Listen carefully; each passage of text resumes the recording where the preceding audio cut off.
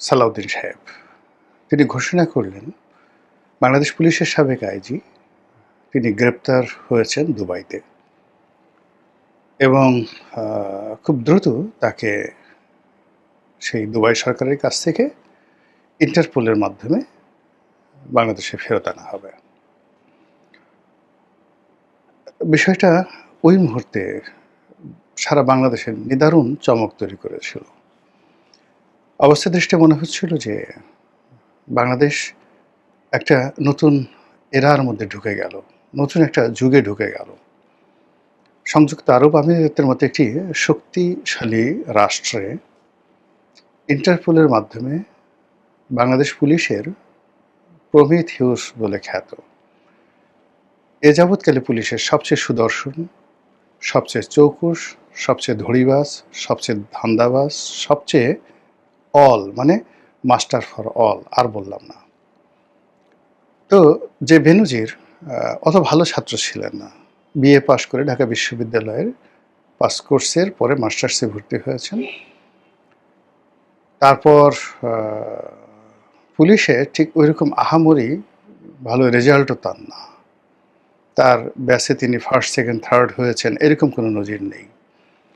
এরকম একজন মধ্যম মানের পুলিশ কর্মকর্তা, অথচ তিনি তার কর্মজীবনে যে গ্র্যান্ড ভিক্টরিগুলো করেছেন দেশে দেশের বাইরে, তিনি জাতিসংঘে দীর্ঘদিন কাজ করেছেন, ইন্টারপোলের সাথে কাজ করেছেন, শান্তিরক্ষী মিশনের সাথে কাজ করেছেন এবং বড় বড় পদে, যেখানে বাংলাদেশের খুব অল্প সংখ্যক কর্মকর্তা এরকম বড় পদে কাজ করেছেন। তারপর শেখ হাসিনার জামানাতে এসে রীতিমতো সোনার পাথর বাটি বা জাদুর কাঠি হাতে নিয়ে তিনি তার প্রথম যে শুরুটি সেটা হলো ডিআইজি অ্যাডমিন, পুলিশ হেডকোয়ার্টার। মানে ডিআইজিদের মধ্যে এর চাইতে বড় কোনো পদ আর নেই।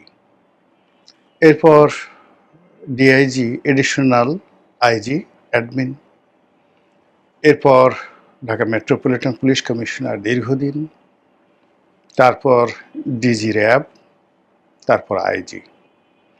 আমার কাছে মনে হয় না যে বাংলাদেশের পুলিশের ইতিহাসে এতগুলো সৌভাগ্য, এতগুলো পদ, এতগুলো পদবি নির্বিঘ্নে নির্ভাবনায় নিশ্চিন্তে কোনো পুলিশ কর্মকর্তা ভোগ করেছেন এরকম কেউ নেই।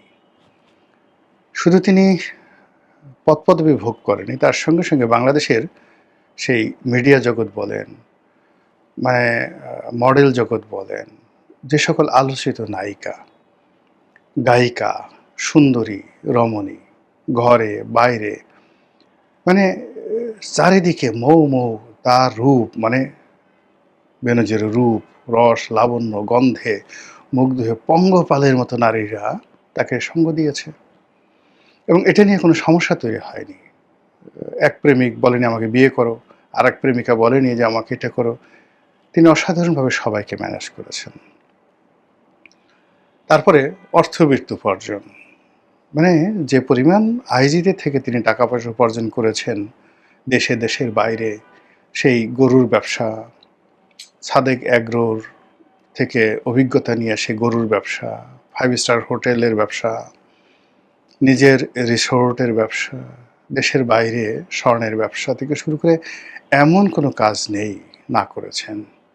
আইজি হিসেবে তিনি ঢাকাতে যে বাড়ি করেছেন, যে ফ্ল্যাট করেছেন, তার যে গাড়ি বাড়ি, পোশাক আশাক, লোকজন মিলিয়ে মানে এক অনন্য, মানে এরকম কোনো সেনাপ্রধান, কোনো পুলিশ প্রধান, কোনো মন্ত্রী, কোনো এমপি, কোনো প্রধানমন্ত্রী, মানে ওনার একটা কেনি আঙুলের সমান, কেনি মানে আমরা যেটাকে বলি কনিষ্ঠ আঙ্গুল, এই আঙ্গুলের সমানও সফলতা দেখাতে পারেনি।